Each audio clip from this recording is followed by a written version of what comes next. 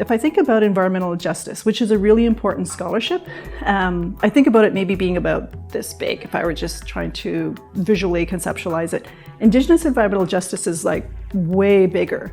Again, because it considers these other beings, these other entities as having agency and having a say in how justice is going to play out. But also because we consider the spirit world. So for us, that's really important.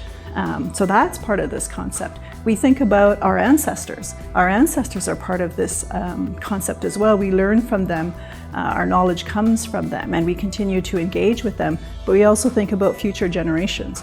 And someday we're going to be an ancestor, and we think about what those responsibilities are in this concept of environmental justice. So it's way bigger. It just really expands this idea about what justice is and how we might try to seek it.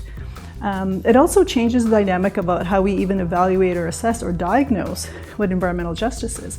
I find the field itself, again, is really important. It's really good at assessing and diagnosing what injustices are, environmental injustices are, particularly in Canada in relation to Indigenous peoples, but not so good at the solutions. And I think within our own legal systems, within our own knowledge systems as Indigenous peoples, we have those ideas about what justice might look like. When we're talking about the environmental justice, we find ourselves, at a dilemma again, because of the fact that we lost that language in being forced to learn, a different language. And every language has its own worldview and philosophy. And so, when we lose our language, we also lose quite a bit of our, almost all of our worldview and our philosophy about things, and how our language connects us to all that there is. Part of our, our thinking is very broad. It's wide open. It's not limited. It's not a limited perspective because of the nature of our language and our understanding with it. It goes beyond. It goes astrally. So when we look at things, that's going to be the basis of our understanding of what we need to do to think about the things that we're concerned with the environment, and we're going to be using our own thinking, processing, and understanding.